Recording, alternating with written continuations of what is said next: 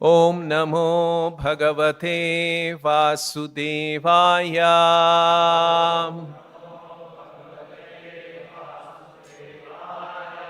Reading from Srimad Bhagavatam, Canto 5, Chapter 5, text number 25.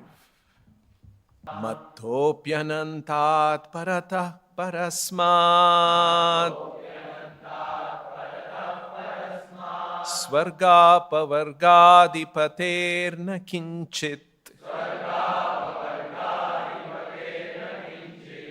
Esham kimusyaditarena tesham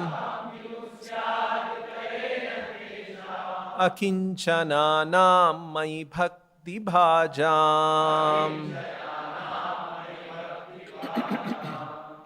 Translation and purport by His Divine Grace A.C. Bhaktivedanta Swami Srila Prabhupada. I am fully opulent, almighty, and superior to Lord Brahma and Indra, the king of the heavenly planets. I am also the bestower of all happiness obtained in the heavenly kingdom and by liberation. Nonetheless, the brahmanas do not seek material comforts from me. They are very pure and do not want to possess anything. They simply engage in my devotional service. What is the need of their asking for material benefits from anyone else? Purport by Srila Prabhupada. The perfect Brahmanical qualification is stated herein. Akinchananam mai bhakti bhajam. The Brahmanas are always engaged in the devotional service of the Lord. Consequently, they have no material wants, nor do they possess material things. In Chaitanya Charitamrita, Chaitanya Mahaprabhu explains the position of pure Vaishnavas who are anxious to return home back to Godhead. Nishkinchanasya bhagavad bhajanonmukhasya. Those who actually want to return back to Godhead are nishkinchana. That is, they have no desire for material comfort. Sri Chaitanya Mahaprabhu advises, Sandharshanam vishainam athayoshitam cha ha hanta hanta vishabhakshanatopya sadhu. Material opulence and sense gratification through the association of women are more dangerous than poison. Brahmanas who are pure Vaishnavas always engage in the Lord's service and are devoid of any desire for material gain. The Brahmanas do not worship demigods like Lord Brahma, Indra, or Lord Shiva for any material comfort. They do not even ask the Supreme Lord for material profit. Therefore, it is concluded that the Brahmanas are the supreme living entities of this world. Sri Kapila Deva also confirms this in Srimad Bhagavatam, 3rd canto. Tasman mayarpita shesha kriyarthatma nirantaraha mayarpitatmanah pumso mahi sanyasta karmanaha na pashyami param bhutam akartuhu samadarshanat. The Brahmanas are always dedicated to the Lord's service with their bodies, words, and mind. There is no better person than a Brahmana who thus engages himself and dedicates himself to the Supreme Lord. Thus ends the Bhaktivedanta purport. Continuing, reading Lord Rishabhadeva's teachings to his sons in the presence of many other Brahmanas. Lord Rishabhadeva has been describing the exalted position of the Brahmanas. And continuing that, he has described some more qualities in today's verse, and Prabhupada calls them perfect Brahmanical qualification, is stated herein.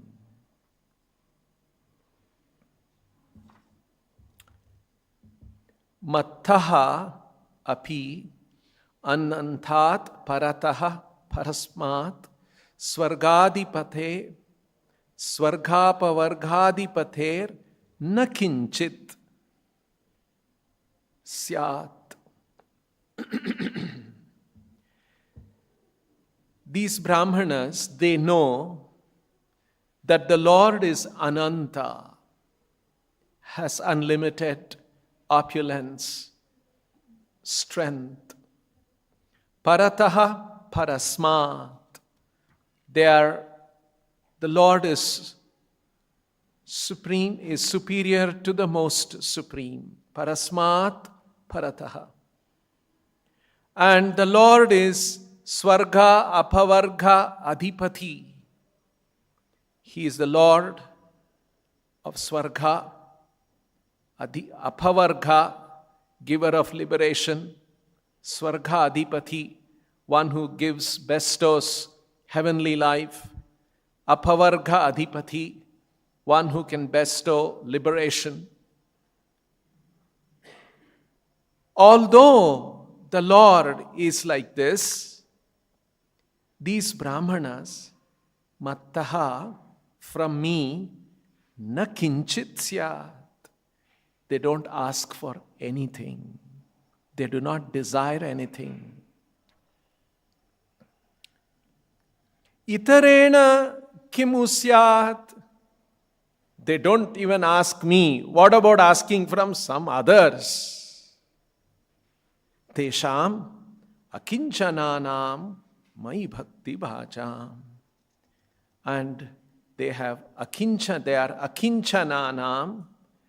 We'll see how Prabhupada explains these words very nicely, both in the purport, in the translation and the purport.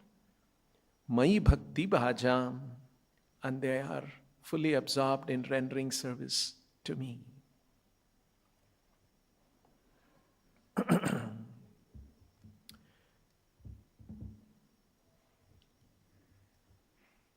I am fully opulent, almighty,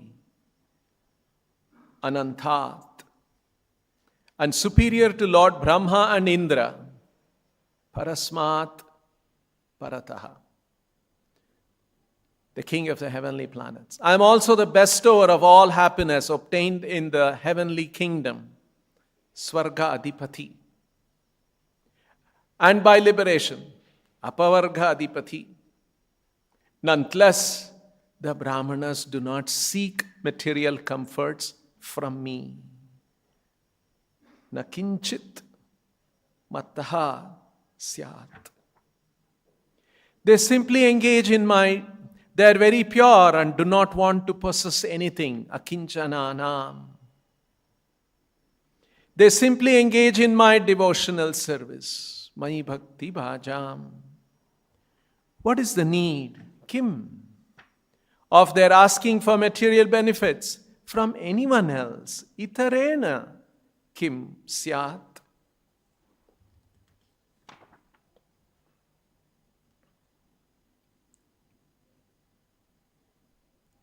And Srila Prabhupada has explained what is the meaning of this word nishkinchana or akinchana. It means they are who are anxious to return home back to Godhead. You see, Prabhupada uses these kind of words to convey there is a certain spirit in these words. We can say desire, but it is not just desire. They are anxious. A much, much more intense desire. They are anxious to return home back to Godhead. Actually, these are all the qualities that are actually needed for sustained, continued spiritual life.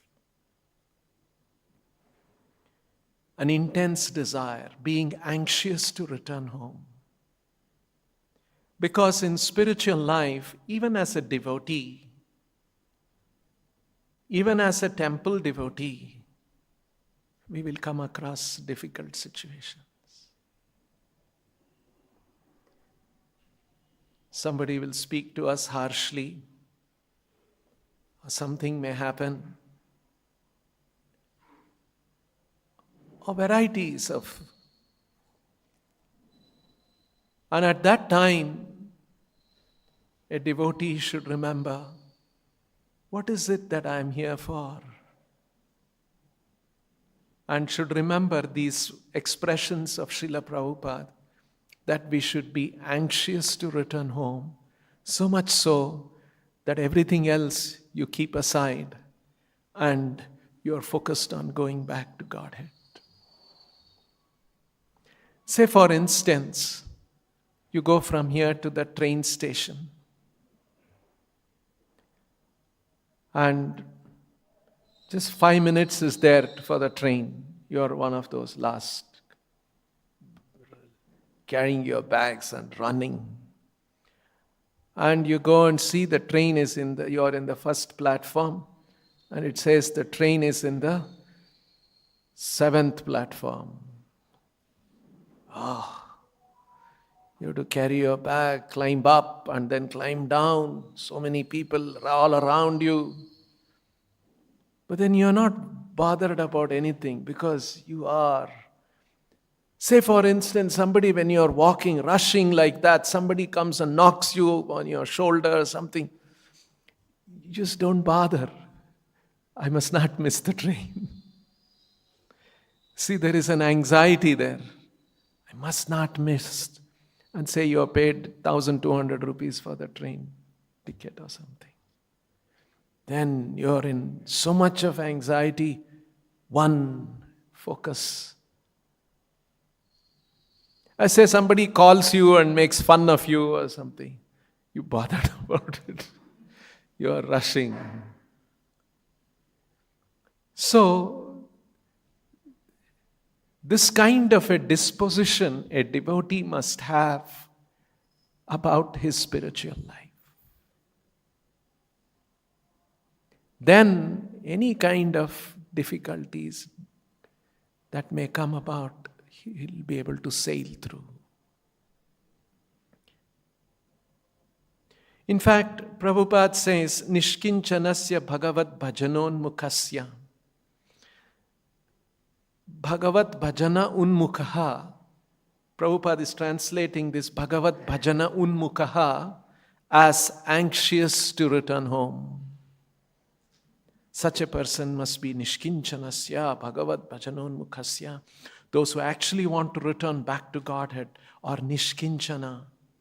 So on the one hand, they are focused and anxious to return back to Godhead. And someone can pretend that, hey, I am very anxious, and talk about it. I am very anxious.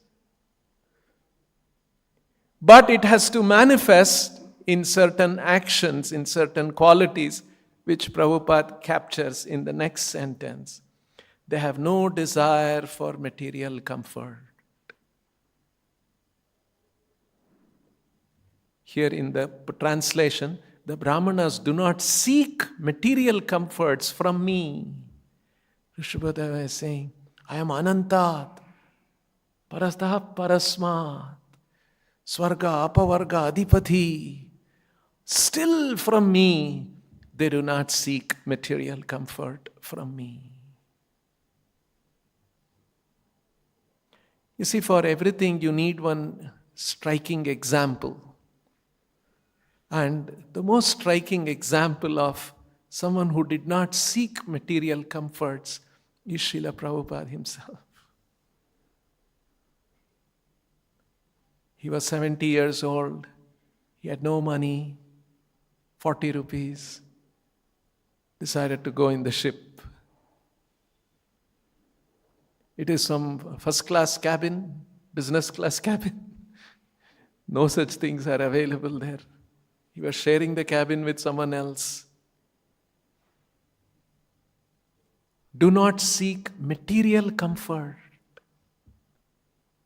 Somehow as devotees we justify, no, for my service, all these comforts are essential. Of course, Krishna has blessed us also. Prabhupada has blessed. But what should be our heart? Do not seek material comforts from me. And so much so, after so many days of journey in the ship, and when he is nearing Boston, when he is nearing New York, Srila Prabhupada must have inquired American life, and he must have found out that 40 rupees you cannot convert there. There was one clause, there was one condition. In Indian rupees are non-convertible. Only some years back it got changed. So Prabhupada must have found out, I'm having 40 rupees, what's the use? It's not convertible. In fact, Prabhupada did not use that. What can he use? 40 rupees. In fact, he comes back later when he has another heart attack in New York, and he comes back. He comes back by flight this time. And from the airport to go to the Chippivadi temple in Delhi, he uses that 40 rupees which he had for the taxi. So for 1 year plus, he was still keeping that 40 rupees. So he realizes when he is about to reach New York, America, that this 40 rupees it has no value there. And then he realizes he has no money at all. Can you imagine? You're stepping into America without a single dollar. Nishkinchanasya bhagavad bhajonu. Is there any other better example of having nothing to possess and not seeking any material comfort than the example of Srila Prabhupada?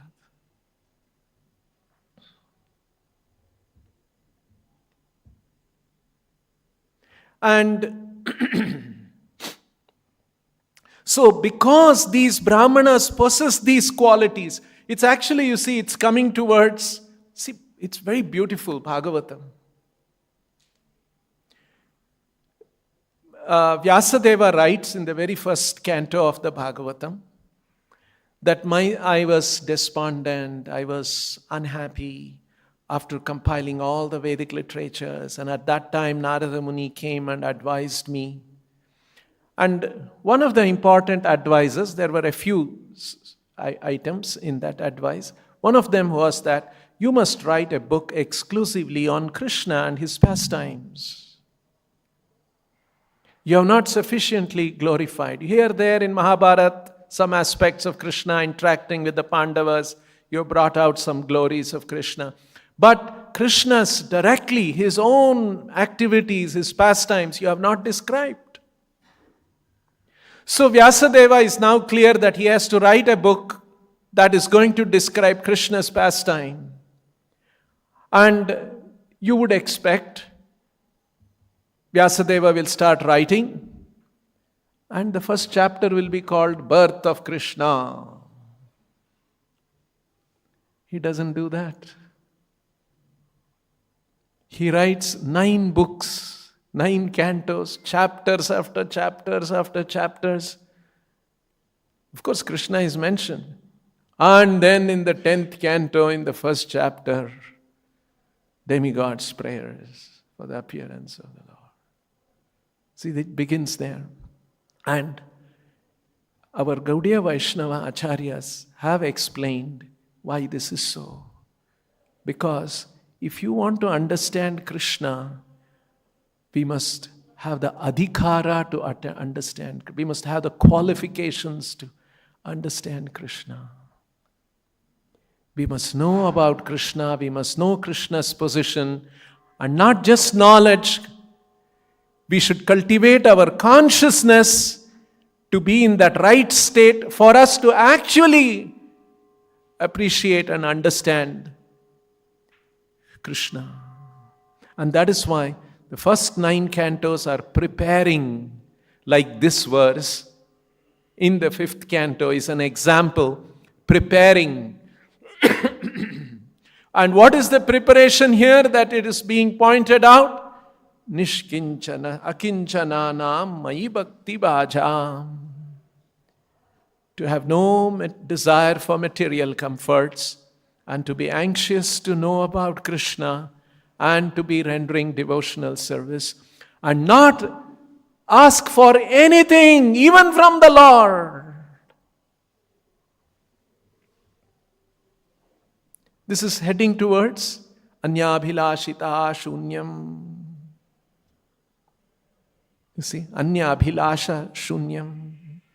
That's why in this Dhruva Maharaj's pastime in the Bhagavatam, it is described, sthanabhilasha tapaso stitoham, tapasi stitoham. I was sthana abhilasha. That's what Dhruva Maharaj wanted, sthana, a big position. So, Bhagavatam is preparing that we must come to the stage anya abhilasha shunyam na dhanam na janam na sundarim kavitam va jagadisha kamaye mama janmani janmanishvare. No mukti also.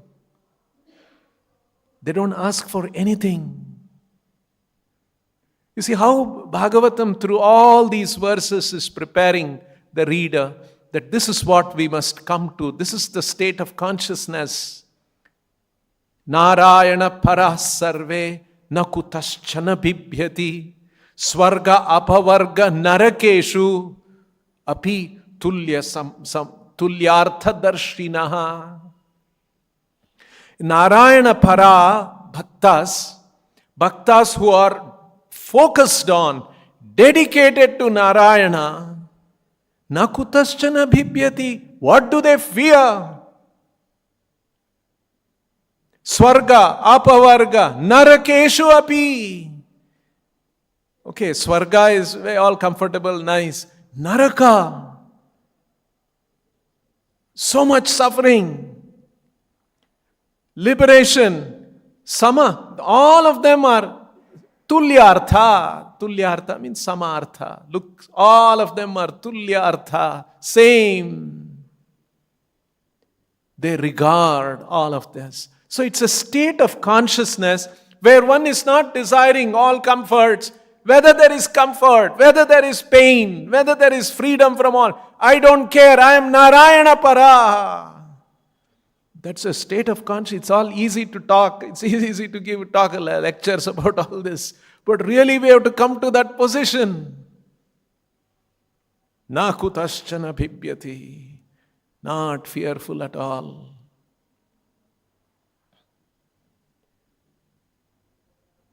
And so here they don't seek anything. They carry the spiritual wisdom in their heart. He described that. Rishabhadeva described that in the previous verse. They are actually personification of the Vedas. Now you should also remember that how Rishabhadeva started describing that small creamy living entities are better than dull matter, better than the insects or the animals, better than that are the human beings. Gradually he has been describing, right? We saw that one. And then he said, Lord is the highest, I am the highest. And then he said, no, that there are brahmanas whom even I adore. And you see, very nicely Prabhupada says in the purport, the brahmanas are given a position superior to that of the Supreme Lord. Not that they are superior in tattva, in their substance. Brahmanas are also jiva. But they are given a position greater than, superior to that of the Supreme Lord, even by the Lord. See, they are regarded. They are given that position. Why? Because their consciousness has blossomed completely compared to all these other kinds of living entities in the universe. And as a result of that blossoming of the consciousness, what are they? They carry the transcendental wisdom of the Vedic literatures in their heart. They are Vedas personified. They have Shama, Dhamma, Tapasya, all these great qualities they have. And even though I am the Lord of everything, they don't seek any material comfort from me. You see, the whole world is about seeking material comfort. Whole life is about seeking material comfort. Can you imagine a society or a person or a group of persons or a community of persons who don't seek material comfort? They are anxious to return home, back to Godhead. Such a community is a Brahmana community. And among the Brahmanas is the Vaishnava community. And then, it's very interesting. After speaking all this, they do not ask the Supreme Lord for material profit. Therefore, it is concluded that the Brahmanas are the supreme living entities of this world. And then, Prabhupada is quoting in the purport, Sri Kapila Deva also confirms this in the Srimad Bhagavatam. And he quotes one verse. Tasman maya mayarpita shesha kriyarthatma nirantaraha mayarpita manaha pumso mayi sanyasta karmanaha na pashyami param bhutam akarthu samadarsanat. This is Kapila Deva telling. He's saying, na pashyami param bhutam. I don't see anybody, any person, any bhuta, any living entity. Na pashyami param. I don't see anybody higher than this. So it's very similar to what Rishabhadeva is describing. These Brahmanas are the supreme. And then Kapila Deva is also saying there is no one greater than them. I don't see anybody. And this is described, we'll go to the verse also, very interesting. But this is described in the 3rd canto, and Srila Prabhupada is quoting that in this purport here. Why is that? Of course, Srila Prabhupada was referring to many previous acharyas' commentaries, and Vishwanath Chakravarti Thakura, when he is writing commentary of this on today's verse, he quotes this one. Now, we should see this from a historical context.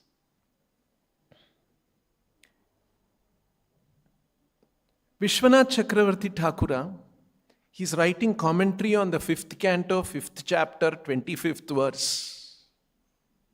Right? Today's verse.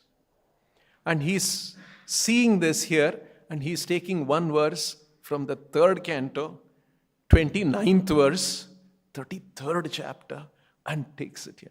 It's not that he was having search, Veda-based search. Right. In fact, someone presented to me some years back the original Bhagavatam. And it's all like that. Not neatly laid out like Srila Prabhupada has done in his BBT publications. Verse, word to word, translation, purport. And it just runs like that. And you search that, you will faint. It's really dizzying that. And this is printed book I got. Vishwanath Chakravarti Thakura's time, there was no printed books also. They were having palm leaves. And it was handwritten. And then where to search? 3rd canto, 29th chapter, 33rd verse. Pull that and write that here. This reminds, I heard one lecture. It so happened that this was a lecture given by retired Supreme Court judge on the Constitution of India. He had come from Delhi, he had come to Mumbai, and there was some bar council, and he gave a talk. He's supposed to be a brilliant judge. And he gave a talk for about 1 hour. And he described what is the Constitution, what is the structure of the Constitution of India. It has got 395 articles. It has got 22 parts. And then he described the first part, there is a preamble, and then he talked about preamble. Then there is the first part, the second part. This is about legislation. This is about judiciary. This is about criminal act. This is entire 22 parts, what it is, he described. And then there was one amendment, second amendment, 104th amendment, 105th amendment. And then I was watching, he's having some notes to read. It's made in nothing. He came without any paper. And he spoke for 1 hour, article after article, this part, that part, this is this. Actually, when he ended, everybody clapped. The way he captured the entire Constitution of India in 1 hour. Everybody was clapping because he's considered to be an expert in the Indian Constitution. Then I was reminded of Srila Prabhupada's instruction. Prabhupada said, we should read, study, and learn his books like a lawyer knows his law books. Isn't it? See the way how they have invested their time and read Constitution. It's not going to take him back to Godhead. But they have invested so much time, and he must be a 70-year-old man. Last 50 years he has been reading, studying, understanding, all that. Should we not invest our time in reading Srila Prabhupada's books, Krishna's Bhagavad Gita? At least those devotees who have an inclination for reading should read carefully. Every one of us should read, but at least those, some devotees have that inclination. Should know first chapter means chapter 1 to 30th, the 10th chapter, verse, 11th to this.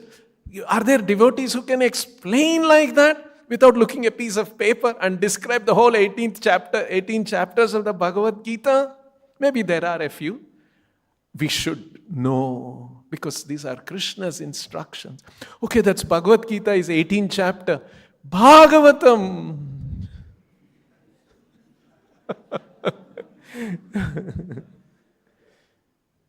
It's truly amazing the amount of transcendental knowledge, books that Prabhupada has given us for us to study and be immersed in this understanding.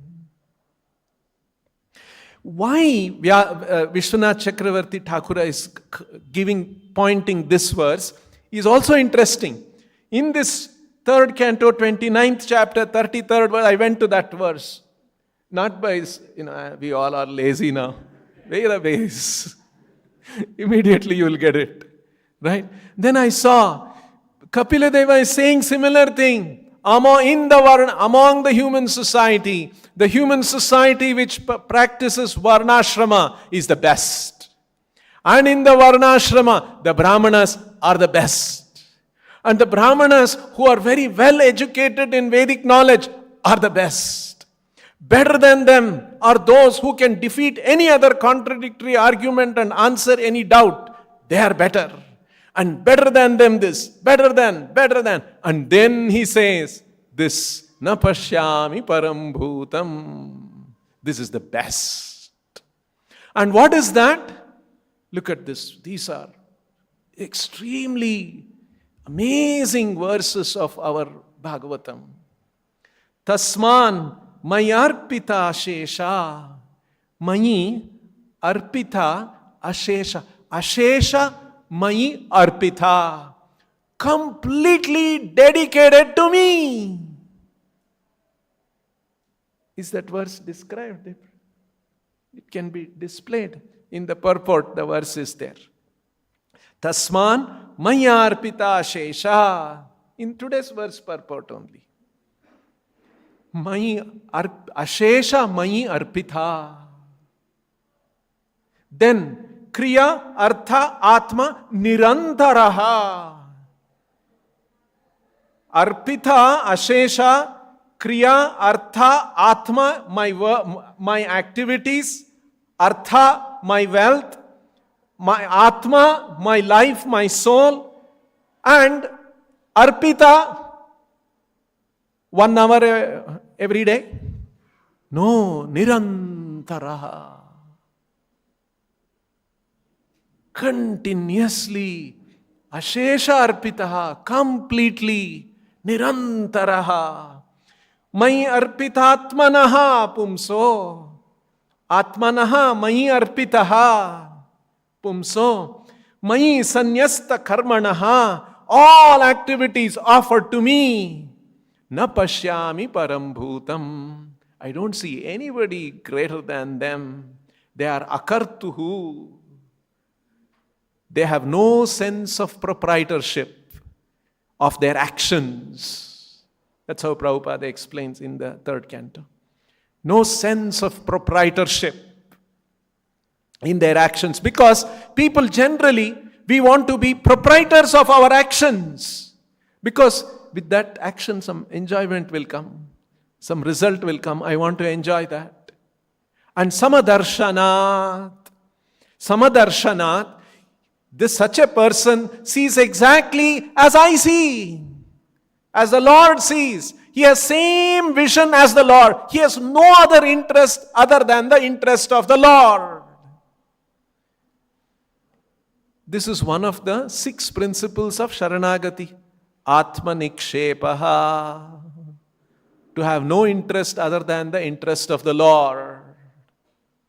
You see, so these are the qualities, this is the consciousness of such a Brahmana, such a Vaishnava. And there is no one greater than, I don't see anybody greater than him. Kapila Deva is saying, same principle Rishabha Deva is saying. And this is what Bhagavatam wants us to develop. Because this is the state of consciousness of everyone around Krishna in Vrindavan when he was doing the Leela. Take any example. Yashoda Mai Arpita Ashesha, completely offered to Krishna. Kriya Artha Atma Nirantaraha. Mai Arpita Atmana Pumso. They had offered themselves to Krishna. Mai Sanyasta Karmanaha. All their work they were doing, it was only for pleasing Krishna. Akartuhu, they had no sense of proprietorship. They wanted Krishna to enjoy. Samadarshana, what Krishna wants, they want to do. So you can see all the residents of Vrindavan, the gopis, Nanda, Yashoda, and the gopas, and the gopis, and the animals, all of them focused Narayana Paraha. Fully focused on Krishna. That is why they were associating, they were given that great privilege to be in the company of Krishna. And if we want to go back to that company of being the company of Krishna in the spiritual, this is what we must also accomplish. This is the consciousness we must have. And that is what is the preparation that Vyasadeva is making. You see how all things get tied up. Very, very consistent message is there in the Bhagavatam, in the Vedic literatures. So, like this, Srimad Bhagavatam is preparing us so that we will have the adhikara, we will have the qualifications to go back to Godhead. Because Krishna is inviting, Mam upetya tu kaunteya punarjanma na vidyate tadhama paramam mama. He wants us to come to the spiritual world. And so these are all the qualities and preparing us. And how nicely Srila Prabhupada through his purports. That's why Prabhupada's books not only teach us, They teach us about spiritual knowledge. They inspire us. That's why if somebody is becoming weak, we'll say, are you reading Prabhupada's books every day? We check, isn't it? If somebody is reading, because Prabhupada's books, words are meant to constantly inspire us, because otherwise it's very difficult in Kali Yuga. We are all weak-minded. We need constant inspiration by reading Srila Prabhupada's books. Read, study, and learn like a lawyer knows his law books. So, in this way, Prabhupada's books illuminates, educates us, and inspires us continuously so that we make more and more commitment and dedication to the path of Krishna consciousness. That's why these books are very, very special books, and they bring out the spirit of the Vedic literatures. It is meant to inspire and create that anxiety to go back to Krishna. We'll stop here. Grantaraj Srimad Bhagavatam ki, Srila Prabhupada ki.